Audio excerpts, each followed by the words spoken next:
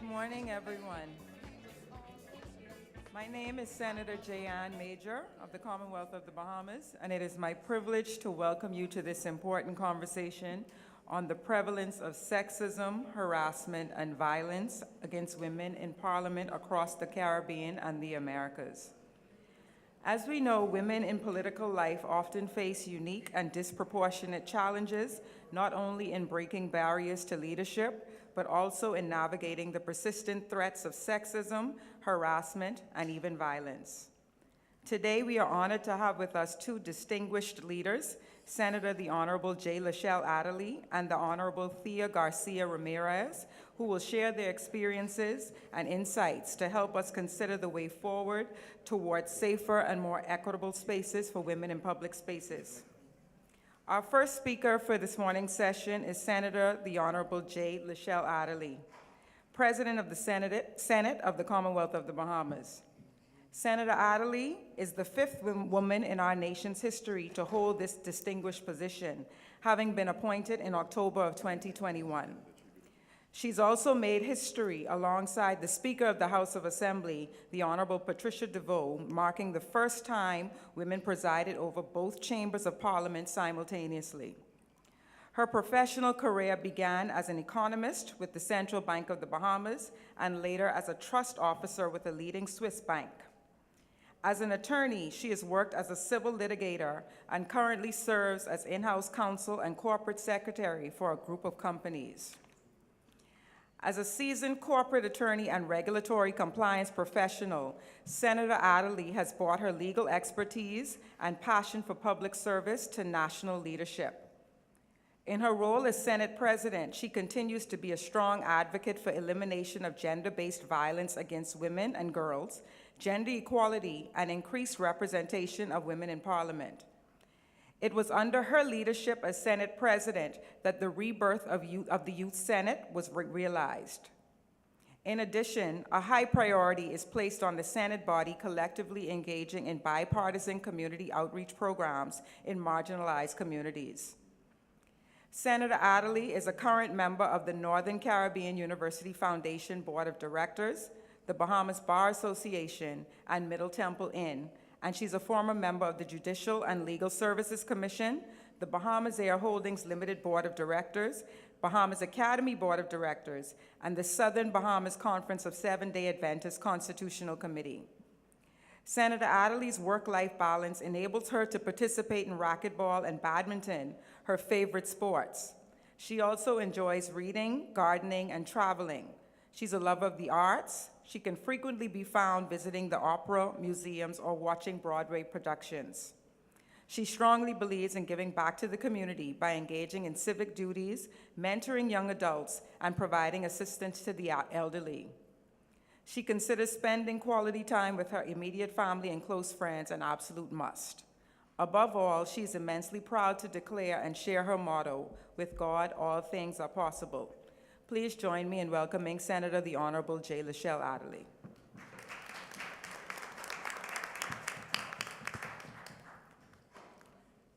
Good morning, everyone, and thank you, Madam Moderator, for your kind words.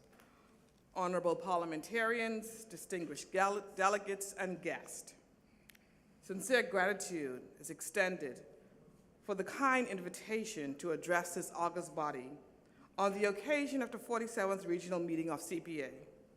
I will share with you my observations on a vitally important topic: sexism, harassment, and violence against women in parliaments across the Caribbean and the Americas. In the Caribbean, on average, 20% of the parliamentary seats are held by women, despite women being the vast majority of voters. In addition, women also play a pivotal role in the electoral process. We are the campaign organizers, the canvassers, the election day workers, the fundraisers, the registration drive volunteers, the cooks, and the list goes on. Although many countries in the Caribbean and the Americas have made progress with electing women into Parliament, barriers and impediments still exist, which includes gender bias, stereotypes, financial, family life, and patriarchal political party structures. Unfortunately, the list does not stop there.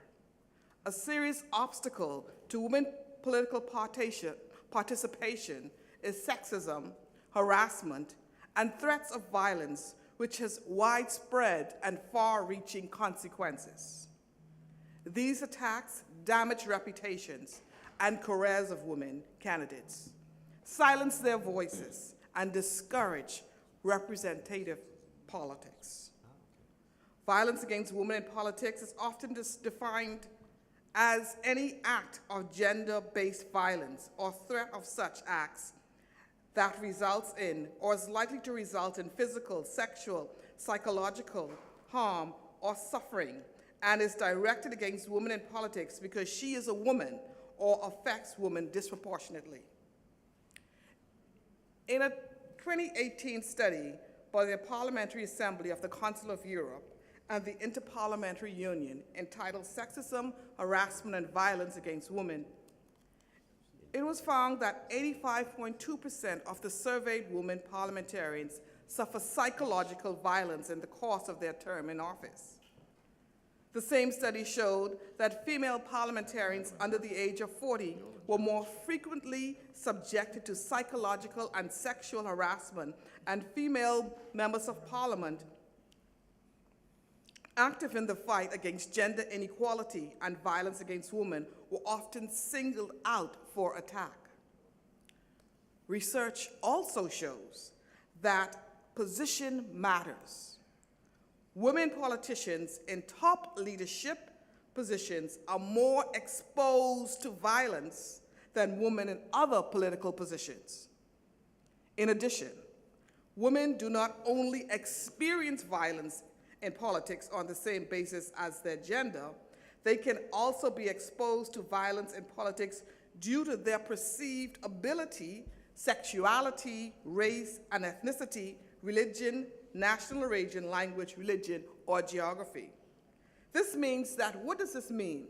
This means that women politicians may be the targets of violence in politics simply because they are women, they are young, they are disabled, or they are from the country, or they are of a minority background.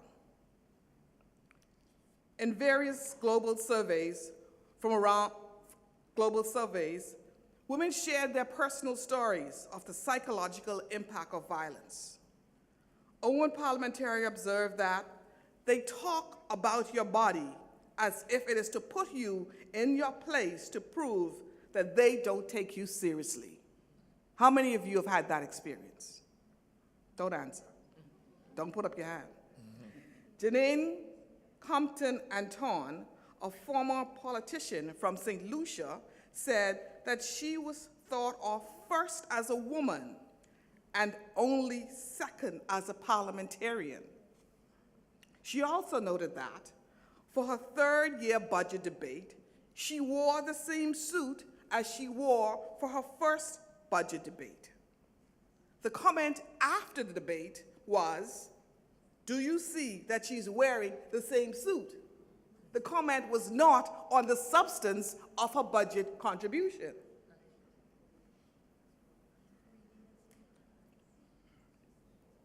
She said that there was not a comment on the substance of her debate. She further observed that a man can come into Parliament and wear the same suit for the entire years he's in Parliament, and there's not one adverse comment. How many of us women in here have experienced what Ms. Compton spoke about, especially during the opening of Parliament? A 2021 study on political violence in Jamaica documented how male opponents use racist, classist, and sexist language to publicly ridicule and undermine female candidates. In January 2024, opposition women parliamentarians in Guyana's National Assembly condemned a pattern of verbal attacks and disrespectful behavior from male colleagues during the budget debate. In sub-Saharan Africa, women parliamentarians complained that male parliamentarians think that it is okay to make sexually charged remarks. They don't consider female colleagues to be their equal, but only to please them. An Asian parliamentarian recounted, "Someone sent me information about my son, his age, the school he attends, his class, threatening to kidnap him." Mexico's historic 230 candidates attack, 30 were women and 4 were murdered. Others faced armed attacks, some were assaulted, and others received death threats. And social media is not our friend. Studies show that social media have become the #1 place for violence perpetrated against women parliamentarians. This includes humiliating images, mobbing, intimidations, and threats. As a consequence of the rise in artificial intelligence, women in politics experience challenges in relation to deepfake videos, disinformation, and tech-facilitated gender-based violence. A European parliamentarian recounted how she received more than 500 threats of rape on Twitter. Why is the impact on violence of women in politics? What is the impact of violence of women in politics? Well, I'm so glad you asked the question. Acts of violence, sexism, harassment against women in politics, it undermines the dignity and the human rights of women. It jeopardizes the rights, liberties, health, quality of life, and the lives of women parliamentarians and other women in political roles or women aspiring to become politicians. It seeks to discourage women from participating in politics and thus reverse the trend towards women empowerment and gender parity. It threatens democracy, peace, and security, and the overall development of the society. And finally, it discourages many women from entering the political arena, therefore creating a serious challenge to democracy. Pearl S. Buck, the first American woman to be awarded both a Pulitzer and a Nobel Prize in literature, reminds us, no country is a democracy whose women have not an equal share in life with men. And until this is realized, we shall never achieve real democracy on earth. Why is it important to have women in politics? Transparency International observed that the policies we as women champion reflect the needs of a wider cross-section of citizens. As women, we bring a different lens and the frame of reference to the decision-making process. When women participate in political decision-making bodies, they are more likely to work towards passing laws that benefit families, women, children, and the vulnerable. According to Interparliamentary Union, women place greater emphasis on social welfare, legal protection, and transparency in government and business. They tend to introduce additional legislation which reinforces labor rights, social security, education, redistribution, gender equality, and electoral initiatives. Women's equal participation and leadership in political and public life are essential to achieving and maintaining sustainable development goals by 2030. No society should be robbed of such great contributions. I'm sure that you will agree with me on that. We are aware of the phrases that are often used or often said in rebuttal to when women experience acts of sexism, harassment, and violence. We hear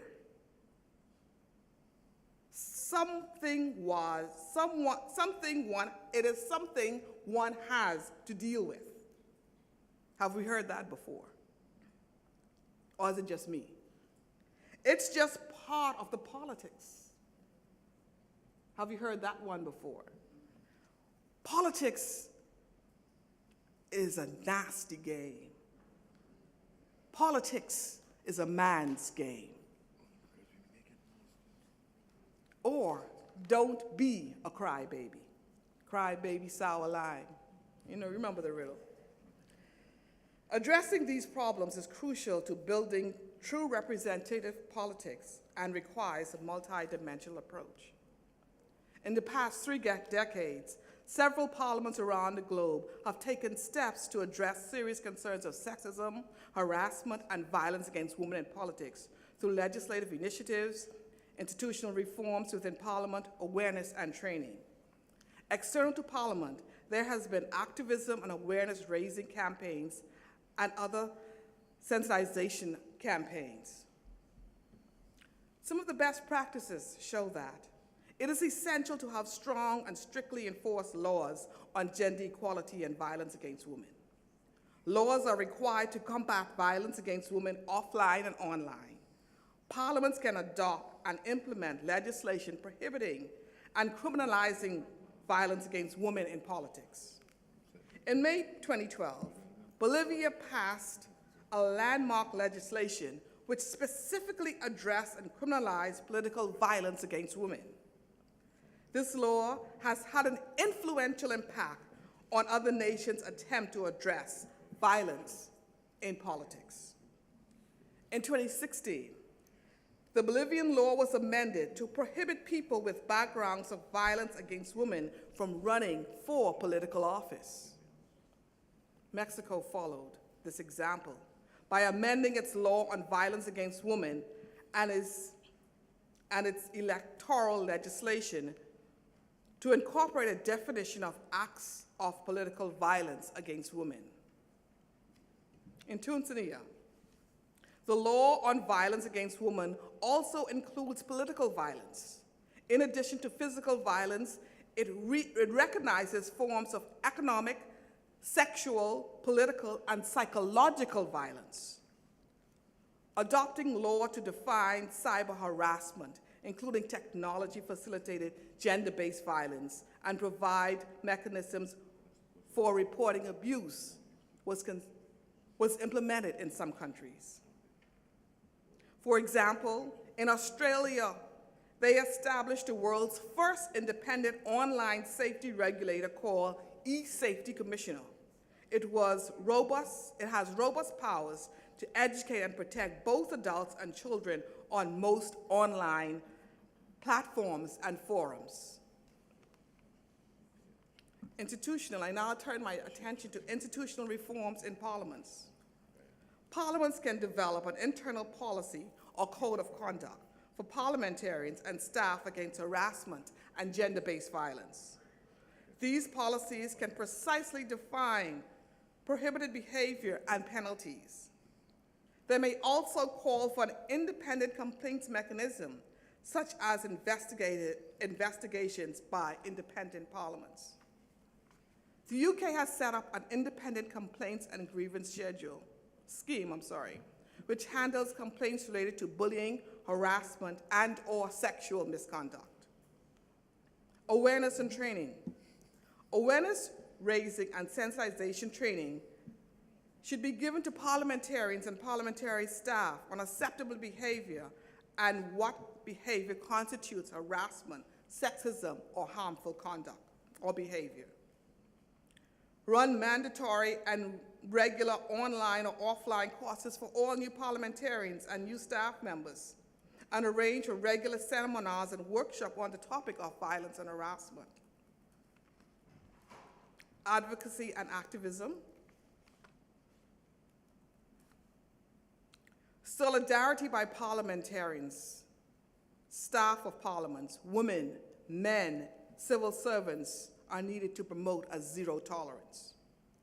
Men and women politicians must challenge sexism, harassment, violence, and not remain bystanders, and nor should we cherry pick which cases we are going to respond to. Mentorship geared towards women in Parliament from 2010 to 2024 in Belize at Belize National Women's Commission trained 3 cohorts totaling 100 women who were interested in becoming candidates for elections at various levels of government through the Women in Politics project. Mentorship programs also create such safe spaces for women. NGOs and other organizations such as Sewell that develop the She Leads program. In conclusion, the call to action is to examine global best practices and determine how we can create a supportive and safe environment to increase the participation of women in politics. Challenging sexism, harassment, and violence is key to building a truly inclusive and democratic representative political system. And so, I just want to leave a few questions with you that we can consider. I want you to think about it. What is your Parliament service of mechanism to turn to in the event of harassment, violence, or sexism? What are the preventive measures established by your Parliament? What are your security mechanisms around the Parliament and at your constituency offices? What are the protection measures established by Parliament? Are there any independent panels for hearing of such grievances? What are the overall policies? Are these questions a call to action? I thank you.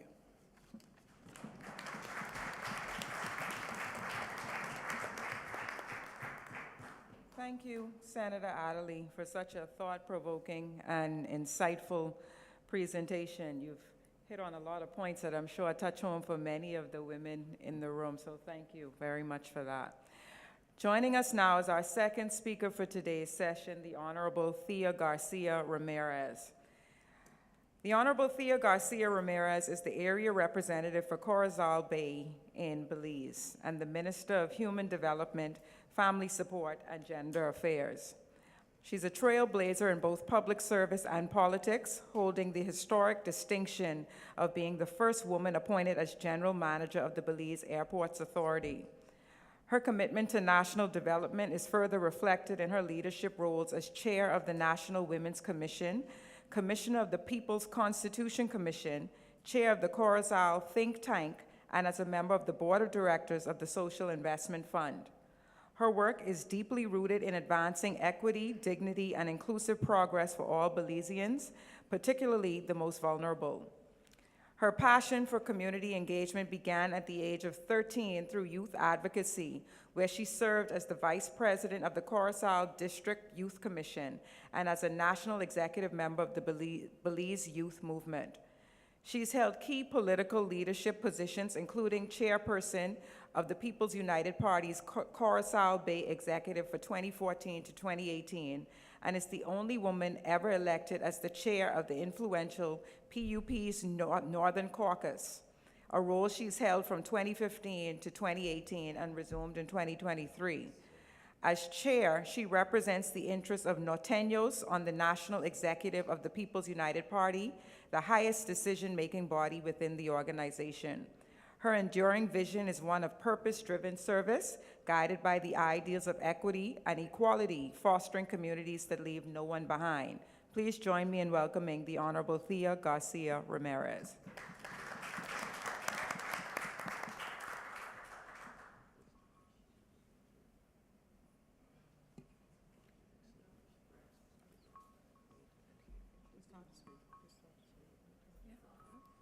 Good morning. Thank you very much, Madam Moderator, for such a warm welcome. Distinguished colleagues, good morning, and thank you once again for the opportunity to contribute to this important and relevant dialogue on the sexism, harassment, and violence that women face in politics, and specifically within our parliaments across the Caribbean and the Americas. The end goal of gender-based political violence against women is to pressure, hinder, to punish, and to deprive us of our right to participate in politics. And this type of violence takes on additional significance as a form of gender role enforcement, where the coercer tries to dominate and to control us, limit opportunities, and curtail our political rights. This type of violence can affect the whole exercise of politics and the decision-making of women in political positions. Political violence is not exclusive to female politicians, since it can be directed at candidates, but also at voters, at campaign workers, and others working with us during and after electoral campaigns. The most systematic data that we have from the Inter-Parliamentary Union, the IPU, paints a grim picture of the reality facing women parliamentarians. 82% of women MPs worldwide report experiencing psychological violence during their term. 66% have endured humiliating sexist remarks, often inside Parliament. 44% received threats of death, rape, beating, or abduction. 22% experienced sexual violence. And nearly 47% said these abuses made them fear for their safety or that of their families. And these patterns, they are not isolated to any one region. They are consistent across continents and across all political systems. Across Latin America and the Caribbean, as more women enter political life, hostile reactions intensify. UN Women and regional experts have documented smear campaigns, cyber harassment, coercion by party actors, and in some cases, lethal violence against women in politics. Mexico is a stark example. Despite achieving historic parity in Congress and electing its first woman president, research shows that in the 2020-2021 electoral cycle was the most violent on record for women in politics. Mexico now maintains a national registry of persons sanctioned for gender-based political violence, with hundreds of entries barring repeat offenders from candidacy or party posts.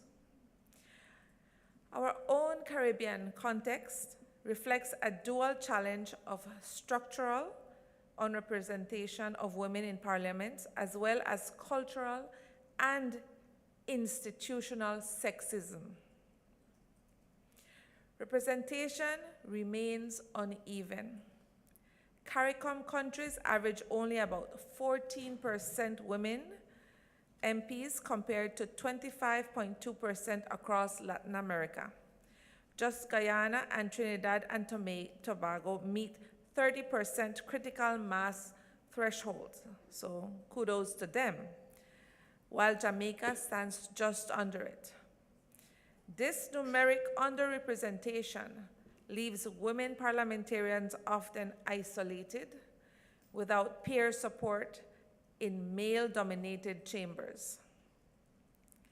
Harassment takes new and old forms. The Caribbean Women in Leadership Seawell Network has condemned a rising tide of cyber violence against women in politics, including doxing, sexualized photo manipulation. AI is used for a lot of good things and a lot of things that are not so good. And coordinated social media harassment designed specifically to intimidate, to shame, and most importantly, to silence. Gendered political violence is well documented. In Jamaica, a recent study found that female politicians faced violence before, during, and after elections, and even while in office. Much of this violence was explicitly gendered, intended to deter women from contesting or continuing in political life. Institutions are adapting very slowly. Jamaican's parliament has drafted a sexual harassment policy with definitions, reporting channels, sanctions, and education measures. Regional initiatives by the Commonwealth Women Parliamentarians Network are providing gender sensitization training and toolkits to reform parliamentary culture. Legal frameworks do exist, but the enforcement is weak. Several Caribbean nations, Belize, my own country, Jamaica, Trinidad and Tobago, have laws addressing sexual harassment and domestic violence, but these are often framed more of a workplace or civil issue, not as part of a broader political violence context, leaving gaps in protection and accountability. Across our region, abuse manifests in overlapping ways. Inside parliaments, gendered heckling, procedural sidelining, and dismissive and demeaning remarks by male colleagues, sometimes within the same party. Online, doctored images, sexualized insults, coordinated campaigns targeting MPs' credibility and personal safety. Threats and intimidation directed not only at the MPs themselves, but also, where it hurts the most, at their children and their families. Sexual harassment and coercion, including gatekeeping of political advancement through implied or explicit sexual demands. Economic obstruction, denial of offices, denial of staff or security, undermining the capacity to perform parliamentary duties.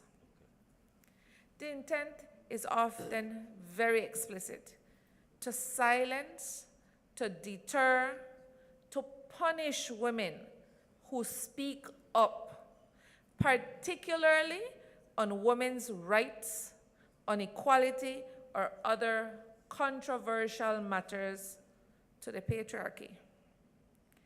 When women politicians live under constant threat or disparagement, policy debates narrow. Constituencies lose representation, and the public trust erodes. The IPU research shows that 39% of affected women MPs said the abuse undermined their ability to fulfill their mandate. Some limit public appearances, and others reconsider standing for re-election altogether. And this is not just a woman's issue. Let's not be tricked.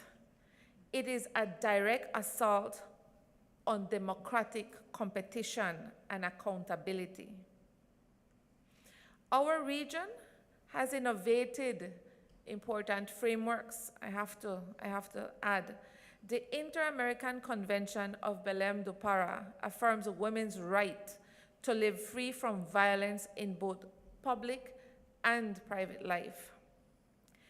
The OAS Inter-American Model Law on Violence Against Women in Political Life provides clear definitions and legislative templates for criminal, electoral, and administrative remedies. Some countries, including Bolivia and Mexico, have enacted specific laws criminalizing political harassment and violence against women, offering models for adaptation in the Caribbean context. UN Women and IPU have developed practical guidance for electoral bodies, parties, and parliaments to prevent, document, and sanction violence against women in politics. In our own parliaments, we can consider the following. We can adopt and enforce a parliamentary code of conduct, as was said before, prohibiting sexism, harassment, and political violence. We can establish an independent complaints mechanism within Parliament with confidentiality, survivor support, and public reporting. We can guarantee security assessments and protection for targeted MPs and their families. We can develop social media protocols with platforms and law enforcement to address cyber abuse and threats. We can provide legal and psychosocial support so survivors can pursue remedies without career risk. We can require party-level compliance, anti-violence rules, candidate vetting, and disciplinary procedures. We can clarify that parliamentary privilege does not shield harassment or threats. We can train MPs and staff every session on recognizing and addressing political violence against women. We can collect and publish data on incidents, on responses and outcomes, and build cross-party solidarity caucuses to respond rapidly and visibly to cases of abuse. As a Caribbean community, we can align standing orders with anti-harassment standards. We can create regional cooperation through CARICOM and Parliamericas for shared tracking and enforcement. We can ensure resource parity, offices, staff, and security for women MPs. And we can support cultural change inside parties, inside parliamentary chambers, and also in the public sphere. Dear colleagues, the research is clear. Sexism, harassment, and violence are prevalent. But there are strategies that we can employ to address this issue, which hits at the foundation of our democracy. It limits the full expression of our right to equity and equality in the sphere of political leadership. I would like to share that in my own country of Belize, in my own party, the People's United Party, we have started the work to mentor, to support, and field greater numbers of women candidates and women in politics from the ground up at the grassroots level. Of the 1,104 elected PUP members for the 2025 Village Council elections, I am proud to report that the following, that of the 158 villages won, 37 chairpersons and 336 members are now women. In total, we have 373 women elected, which is equivalent to the 33.79% of all women elected in my party, and is right in line with our mandate and our party's constitution. I urge all of us to use every available tool, guidelines, and documented experiences to create a safer and more equitable environment for us to thrive and deliver on our mandates as women parliamentarians. Addressing this issue up front is constitutional, it's democratic, and long, long overdue. I thank you.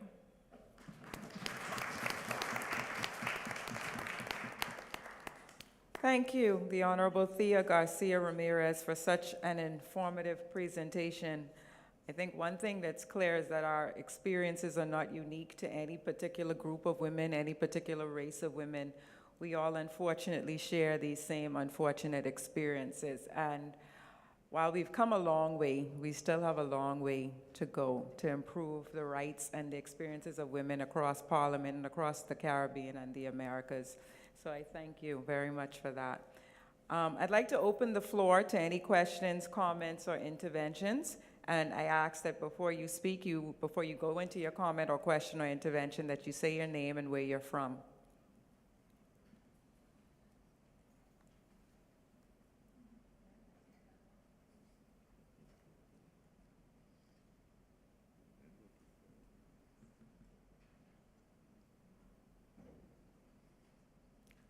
Good afternoon.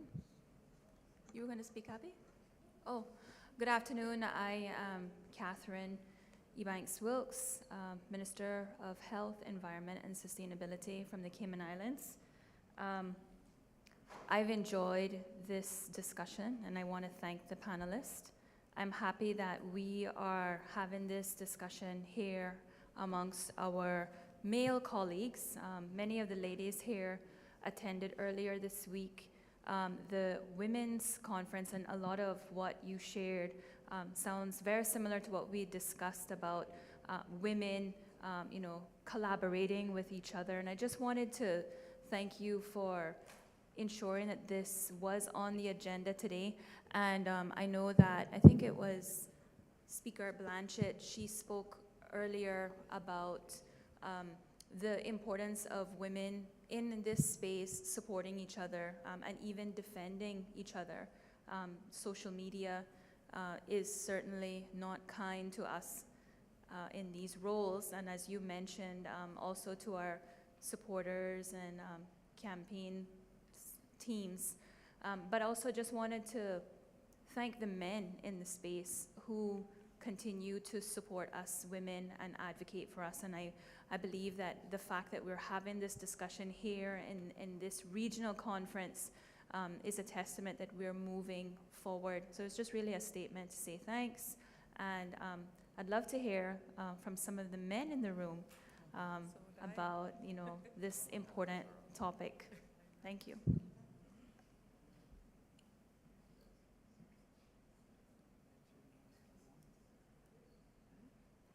I'd like to pose a question to the panelists.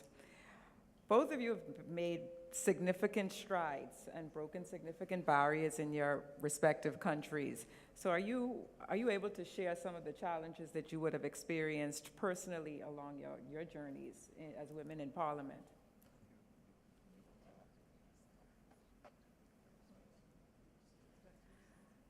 Well, for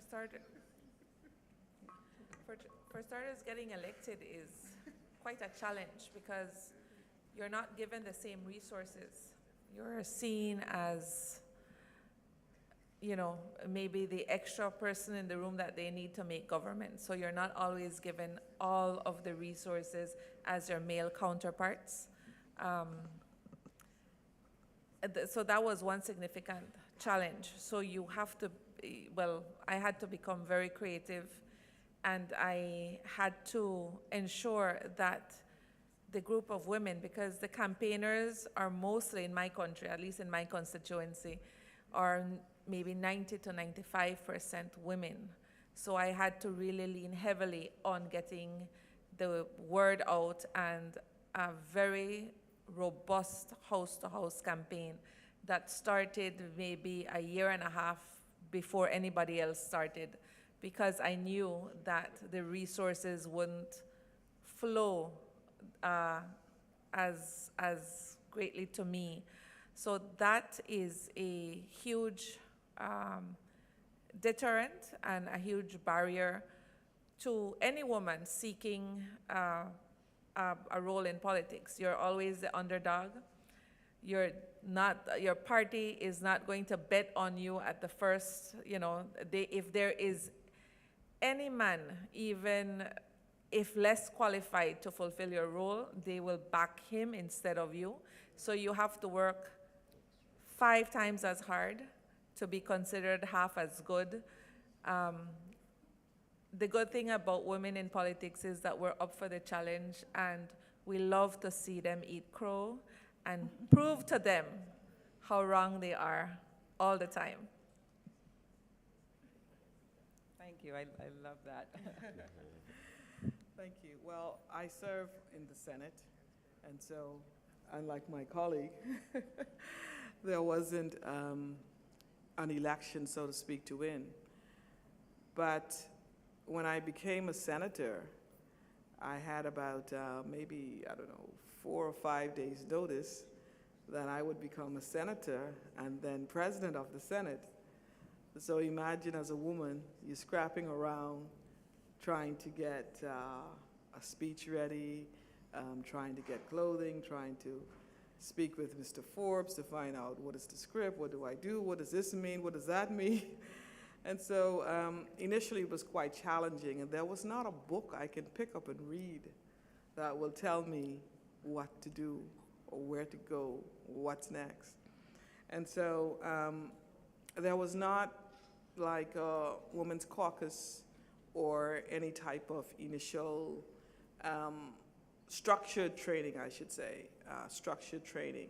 So for parliamentarians, so that you would know what to say, what not to say, what to do, what not to do.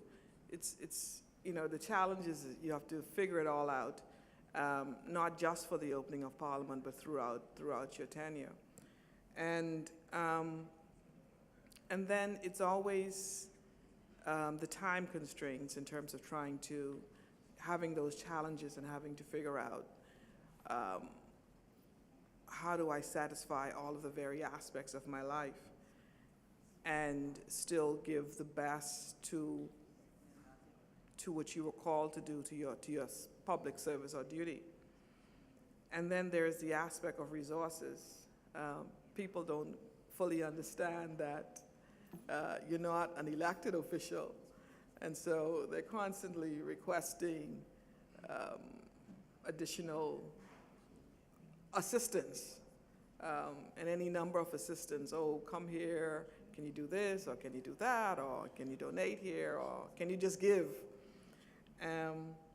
But at the same time, these are challenges, but it's also the beauty of public life, of serving, of being there for others, of inspiring some little child or some little girl, some little boy, or someone who's going through challenges, and they would come up to you and say, hi, tell me more about this. How are you in school? So it's always an opportunity, in spite of the challenges, to encourage and to motivate. So when I have the challenges, I flip it, and I look at the blessings and the reward to be there for someone else. Thank you, Okay. Madam President. Good afternoon, Senator Forbes from the Bahamas. I know the ladies would have heard me say this on Saturday when I spoke, but I'll ask guest speakers today on their views if they think that having quotas would help prevent some of the prevalence that we see and get in the violence against women and the harassment. I certainly believe, yes, I do. I believe in quotas. I forgot what the statistics said, but it was along the lines that if we continue to grow with respect to women representation in Parliament at the slow rate we're going, I think it said take like 90 years to achieve gender equality in representation. So when you look at women making up half of the voting population, okay? When you look at the work that women contribute in the electoral process, I think that their representation should also be reflected in Parliament so that their needs would specifically be addressed. So I'm all for augmenting our representation with quotas in Parliament so that we can more swiftly achieve the objective. And when I say quotas, I don't mean just go out there and get some people and say, oh yes, this is your quota, let's take the box. But we will have to look and search out qualified persons who are interested in serving, and also provide them with the resources and the finances to assist them, because we all know that within the absence of campaign finance laws, right? Elections is big money. It's quite expensive. I don't know how it is in other countries, but it could be quite significant if you want to do it well. And so I believe that they should also be provided with finances, and that these women should also be placed in winnable seats. If we're going to have the quotas, let's try and get them in seats that we know they will win and eventually make that contribution to society as a whole. And lastly, that is what democracy demands, isn't it? Thank you. Well, I also agree that there should be quotas. That I would just like for there to be enough political will that we would want to do the right thing and include more women. I also think it's important for women already that are in parliaments to actively mentor other young women to come in, because I will be very honest, I see the men mentoring young men all the time, and we don't do that. It's as if there are maybe 1 or 2 token seats and we're afraid of bringing other women in because, you know, then our position starts to look or feel kind of shaky. But there are men mentoring young men all the time, and I always believe that the role of a leader is to make more leaders, to ensure that when you are no longer interested or able to serve, that there are maybe not 1, not 2, but 10 other young people ready to serve. And hopefully out of the 10, 5 are women that would be able to represent, if not as well as you, even better. So we need to just start looking. I never really thought that I would be involved in politics at this level. It never occurred to me that I could. And I think that that's a spark that we are supposed to ignite in young girls. I am not anybody special at all, but if I could do it, I think any young woman across the Caribbean can sit at the same table where I'm sitting. And so, like you said, honestly, just to ignite that spark, that curiosity, let them know what you're doing at the high school level, at the sixth form level. Let them know how to get into it. You know, it is nasty business. Politics is not for the faint of heart. But I think that women have the ability, the possibility, and the duty to change that. And that we can only do that from within. We can't do it sitting outside and hoping and praying for things to change. We have to get in it. We're going to have to, you know, continue the fight so that our daughters and granddaughters have it easier than we do, so that they're able to not wonder whether or not they could ever sit at the table where the men are sitting, but that they feel that automatically they have a right to be there, because they do, and that they can do as good a job or even better. So it's really our responsibility right now to ignite that fire, to ignite that spark, and let them know that, you know, women belong in all the houses, not just the one where they live, but the one where they can change other people's lives. Thank you.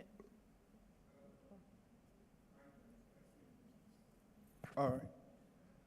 I just want to congratulate you for making that bold statement, because I'm happy you opened that door before I did, because I was going to speak to that.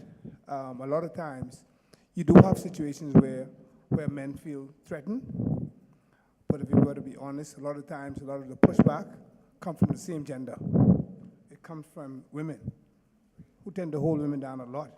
And oftentimes, we men have to speak up. We are blamed for it a lot of times, but it's not only us. Sometimes it's important for you to get out your own way and for you to encourage others to follow suit. So we're not just the male gender, we're not the only one responsible. A lot of times, if we are to be honest, women also need to push each other and to support each other. So thank you very much for that. Madam Moderator, if I may, thank you. Thank you. I think it's an extension of that issue. Yes, sorry. Senator Alincia Williams Grant. I am the President of the Senate, Antigua and Barbuda. Piggyback on that issue, and it goes to the issue of education and our culture. I was very impressed, and sorry, may I please commend both of you for your presentations this morning. Very detailed and very touching, personal as well. But I needed to commend the Honorable Minister Sayers yesterday for his intervention on this issue about changing our mindset and our culture and our history, recognizing our legacy. And I'm going to try and bring this home to us by sharing two personal examples. When we say, we celebrate, I'm the first of this and I'm the youngest of this, we have to be very careful that we're not setting up ourselves and our people, and young people in particular, for mental destruction. When I was first appointed 11 years ago, I was the youngest female to hold the position in the history of Antigua and Barbuda. The elections were June, and by September this time, the police were having their celebrations, Police Week. And I think they used to invite me. They don't invite me anymore to the officers' ball or mess or whatever it is termed. So June, July, August, September, I'm invited to this function. And I'm being introduced as the President of the Senate. And one of the most senior, he was retired at the time, one of the most senior and respected police officers said, I'm going to say it in dialect and translate it. How I do this like a young girl, yeah? Everybody understood that? Yes. You didn't understand it? For my colleagues who didn't, he was lamenting about my age and was questioning who would have, in their right mind, appointed such a young person to hold such a senior position. Now, over the years that I've held the position, I've had a challenge with police officers not recognizing me, not recognizing our senators in particular. We don't get it so much from the elected members. And I've had to make representations in respect of that issue. And I happened to be at the police headquarters one morning on another matter, not going to see the commissioner, but another senior police officer. And I saw the police commissioner, who I went to law school with, my friend. And I said, Mr. Commissioner, I am still experiencing that problem. And he said, oh, this is my friend. It's because they never see, and looks at me, it's because they never see a president like you. You understanding me? My friend and a senior police officer who both you would think would know better and would do better and would understand. It is deeply embedded in our psyches that our role as women are limited, that our role as young people are limited, and the time for them is not now. And so it behoves us all, men, women, even with respect to the toolkits that we get. It's not just about parliamentarians. It's the outreach programs that we must engage in, the educational programs to transform the minds of the young, the middle-aged, and even the old, the people who you think are friends that even think the same way. You shouldn't be there because you're a woman. Warm to your husband. I was asked that one time. Does your husband support you when you're out there talking about gender, woman empowerment, and when you're doing your role? Who's taking care of your children? Nobody asks the men that. Nobody does. And so we have a lot of responsibility on our shoulders as parliamentarians now, and persons occupying this space that we enjoy, the privileges. the benefits of travel, the benefits of interaction and networking, that we have to change the mindset of each and every person that we come in contact with. And it starts with us, not just in the Parliament, but in the outreach programs that we must engage in. And that is all I wish to say at this time. Much more I could say, but I'm very grateful for the opportunity. Thank you, Madam Moderator. Thank you very much for that intervention. We have another question or Yes, comment. Hello. Gordon Burton, Speaker, Turks and Caicos. In Turks and Caicos, we don't have an issue with females holding senior roles in public or private sector. In fact, our governor, deputy governor, attorney general, chief justice are all female. The public utility CEO is also a female. The telecommunications company CEO is also a female. So we don't have an issue. Where we seem to have the issue is still in Parliament. We have 19 elected members, and of the 19 elected members, only 5 are female, which makes up about 26% of our Parliament. However, only 1 of the 5 is currently in cabinet. So of our 9 cabinet members, only 1 female. And so, you know, we need to do a better job with encouraging our females to get involved in politics. And we have a mechanism that I think is working, and it's through our youth parliamentarian program. We have a very vibrant youth parliamentarian program, and currently of our about 25 members, about 20 are female. And they're very aggressive, they're very knowledgeable. We have debates on a regular basis, and they are very good. I would encourage all of you to attend the youth parliamentary session. I think it's on Friday. And you would see the talent that a lot of these young people have. And so one way that I think that we can encourage our young women to get involved in politics is through the youth parliamentary program. Thank you. Thank you. Thank you very much. Madam Chair, Osbert Frederick, Speaker of the House of Representatives, Antigua, Barbuda.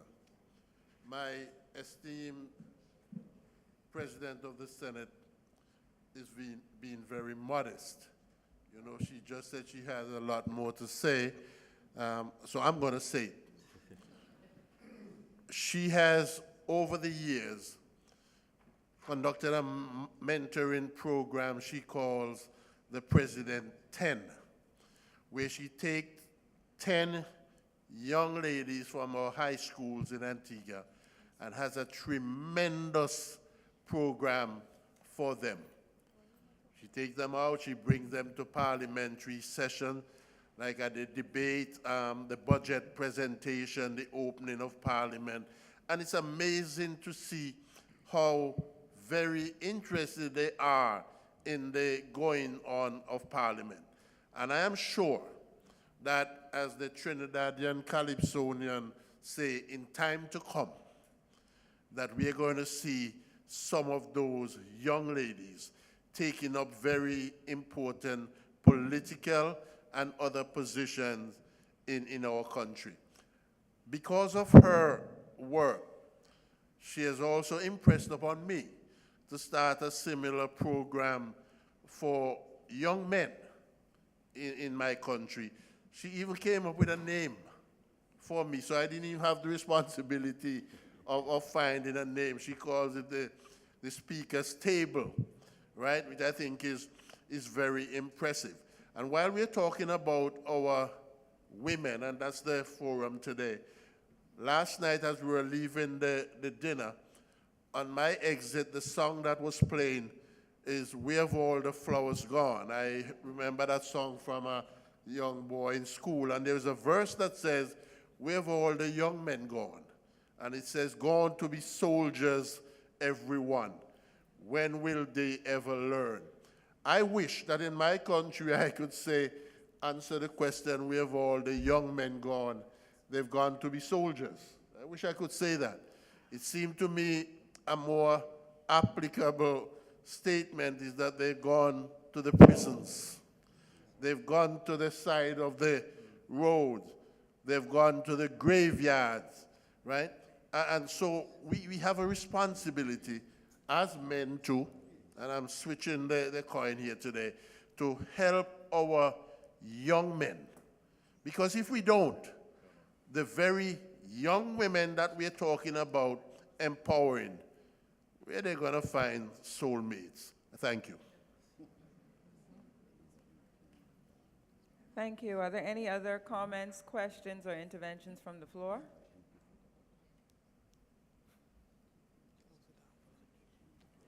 On behalf of the conference organizers, I want to extend my sincere gratitude to our panelists, Senator the Honorable J. Lachelle Adderley and the Honorable Thea Garcia Ramirez, for sharing your powerful insights and experiences with us today.